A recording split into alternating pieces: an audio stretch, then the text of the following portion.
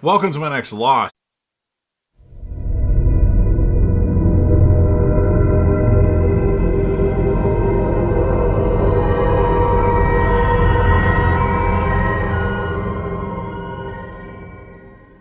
Season 5 episode review video. Before I get into that, though, pretty important. If you aren't caught up to the point where I am in rewatching or watching Lost, or you're just not entirely sure, then you definitely need to take the initiative and pay attention to the episode's title, which of course I'll mention, as well as put in the description. If that happens to be the case, if you're not caught up, it would be my recommendation that you don't watch this detailed review any further to avoid any potential spoilers. And full disclosure, I've already watched the TV series Lost 3 other times. It's in my top 5 favorite TV series of all time, as a matter of fact. I want to rewatch it, let it resonate. But I'm not the only one that's currently watching Lost. The legendary Crazy Coffee Man, who you see in my comments section for Breaking Bad, Dexter, Dexter New Blood, Dexter Original Sin, Lucifer, and a few physical media related videos, is actually watching Lost for the very first time.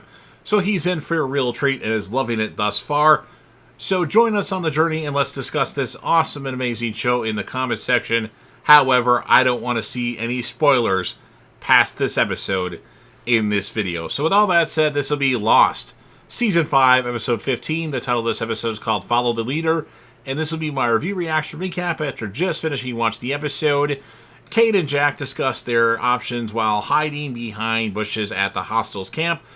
Suddenly, a gunshot is heard and they watch Faraday collapse to the ground. As they are about to run away, two men charge them on galloping horses. One of them hits Jack in the face with the rifle butt, and the other one aims a rifle at Kate. Eloise thumbs through the pages of Faraday's journal and looks at Daniel's corpse on the ground in front of her. She reaches the first page and is confused by the dedication in which it appears to recognize, or what she appears to recognize as her own handwriting. Whitmore arrives holding Jack and Kate captive. Richard explains the situation to Whitmore.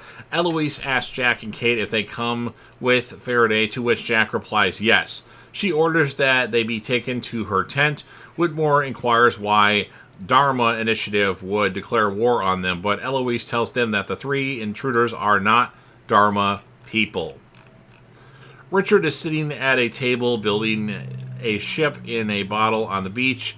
Another named Vanessa informs Richard that he is here, and Locke arrives with a boar, followed by Ben and Son. Richard questions that it's been 3 years since he last saw John Locke, wondering where he's been, and comments that there is something different about John Locke. Locke tells Richard that he has a new purpose and needs Richard Alpert to come with him immediately.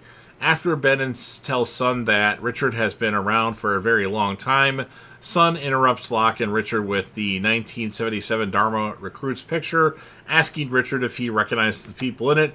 Richard replies he recognizes them because he watched them all die. Locke implies to Son that he believes their time-traveling friends are not dead. Locke asks Richard if he still has the compass he gave to him in 1954. Richard says he does. Locke asks Ben to join him and Richard on the journey. Ben wonders if Locke doesn't trust him around his former people, but Locke informs him that he isn't afraid of anything he can do anymore. Locke tells Son to stay behind and that he will be back in a few hours, and that she has his word that he will find a way for her and Jin to be reunited. Locke, Richard, and Ben then leave with the compass on into the jungle, and Son and Jin will be reunited. But when that will be is the question. Spoiler alert. Jack reveals to Kate that he means to reset their lives, having the plane never crash and avoiding all the misery that's happened since. Kate adamantly states that it is not all misery, but does not elaborate. He responds that enough of it was. After entering the tent, Eloise assures Jack and Kate that she believes, or she will believe whatever they say, because she has just killed a man who claims to be her future son. The same man who told her to bury the bomb 23 years earlier before disappearing. Jack tells Eloise that by using the bomb, they can alter the future and undo what Ellie or Eloise did to her future son. Eloise wonders how her handwriting is in Faraday's journal, and Jack says, because you haven't written it yet. Brzezinski takes Sawyer and Juliet to the security office where he interrogates a bound Sawyer about the location of Kate. Juliet, also bound, sits off to the side watching. Sawyer is brutally beaten by Brzezinski. When Horace tells him to stop, Brzezinski says that he is in charge now. Juliet begs him to stop and tells them that they aren't out to hurt at them, pointing out that they have been known each other for 3 years. She claims her and Sawyer are good people. Sawyer tells her not to talk, and whatever she says, they won't believe. Brzezinski, Horace, and Phil draw conclusions that Sawyer is not going to talk no matter how much they beat him up, but Phil claims that he has a way to make Sawyer talk. He then hits Juliet across the face, angering Sawyer. Phil, you need to die right now. Do not hit Juliet. Hurley, Miles, and Jin escape the barracks, heading for the beach. Pierre Chang follows them and asks if they're ready for really from the future. Hurley denies it to determine the truth. Chang quizzes Hurley with questions relevant to 1977. Hurley struggles with the answers, being unsure of his birth year, the current president of the United States, or whether the Korean War had even occurred. Flustered, Hurley finally admits that he's from the future, and Pierre Chang believes him. Pierre Chang then asks Miles if it is true that he is his father, and Miles reluctantly affirms this. Having confirmed his suspicions, Pierre Chang reveals he now believes that what Daniel Faraday told him about needing to evacuate the entire island. Charles Whitmore and Richard Alpert are standing over Faraday's body. Whitmore asks Richard why Daniel looks so familiar to him.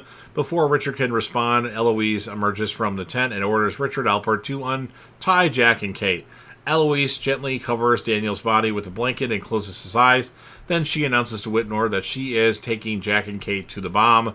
Whitmore protests and they appear to argue. Jack asks Richard who that man is, and Richard tells him that is Charles Whitmore. Richard implies that Charles and Eloise are romantically involved, but their relationship is a bit complicated. Richard asks Locke where he has been the past 3 years. This is the other Richard part of the. It's weird when you have the same character in two different timelines. 1977 versus 2007 or whatever it is.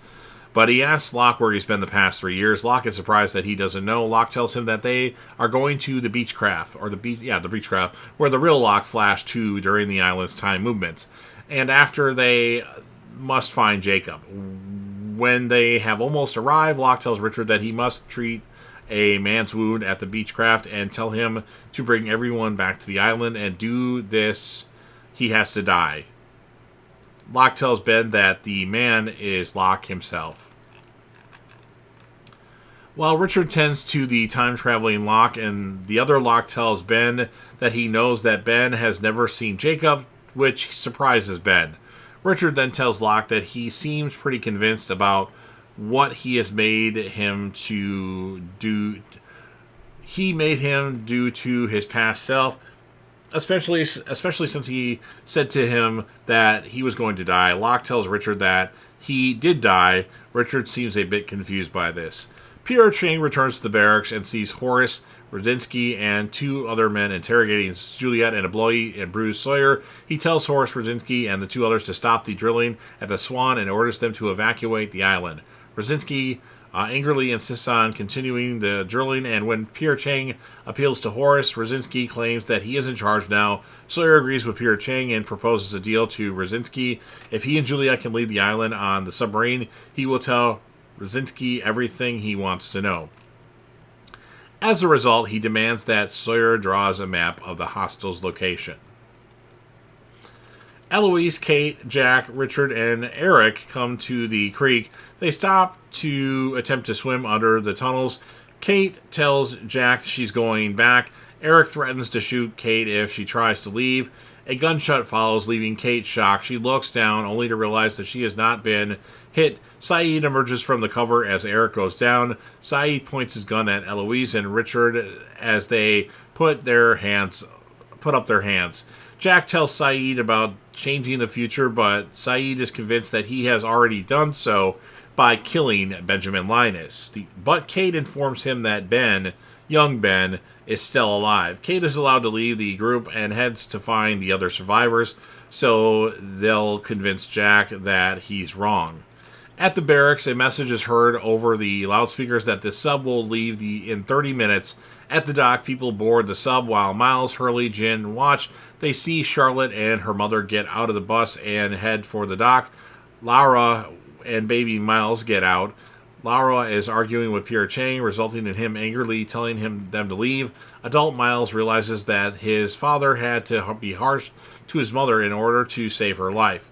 Miles sees Juliet and Sawyer still handcuffed, brought in by a jeep, and Miles, confused by this, hands the binoculars to Hurley, who tells Miles that Sawyer probably has a plan. Sawyer sarcastically quips that he'll buy Microsoft and bet on the Cowboys in 1978 Super Bowl. He apologizes to Juliet and says that she was right 3 years ago, that they should have gotten on the submarine. Juliet tells Sawyer she was glad that she stayed behind. Richard, Jack, Eloise, and Saeed swim down to the underground tunnels beneath the barracks where the bomb is hidden. Locke makes a speech to all the others present. He is going to see Jacob and would like them to all come with him. Sun questions Locke if this man, Jacob, can help them bring Jin and the rest of their people back here, and is assured by Locke that he can and that Richard has agreed to show them where they need to go to see him. The others are excited by this, with the exception of Richard, who expresses his worry to Ben that he's starting to think John Locke is going to be trouble. Ben responds by rhetorically asking, "Why'd you think I tried to kill him?"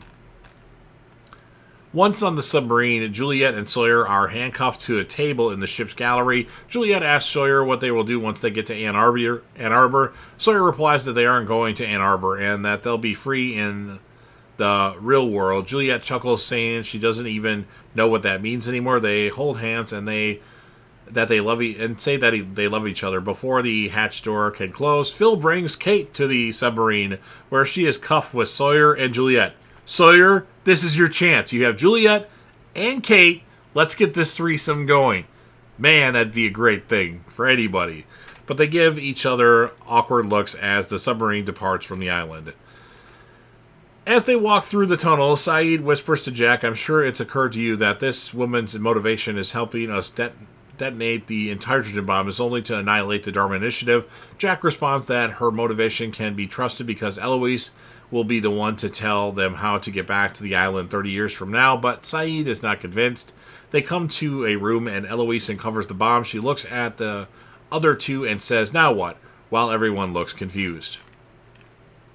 Locke and the others leave to find Jacob. Ben then tells Jacob of Richard's concerns that seeing Jacob makes him uncomfortable. Ben states that despite their differences in the past, he is here to follow John Locke now, and that if he needs Jacob's help to reunite with his people who are in 1977, he will do whatever he can. Locke responds that he's not interested in being reunited with his people. They're going to Jacob, so I can kill him. And that's what ends this episode of Lost. So, pretty good episode. I'm going to give it an 8.8 out of 10. Our character of the episode is going to be John Locke. Secondary characters, you got Richard Alpert, Sawyer, and Dr. Pierre Chang all had great moments in this episode. So you've heard everything that I have to say. Now it's your turn. If you're a fan of Lost and want to help me out with the YouTube algorithm, please make sure you Hulk smash the like button, share the video with a friend, put this video on any one of your social media platforms. Don't forget to sound off in the comment section, interact with me and the legendary Crazy Coffee Man.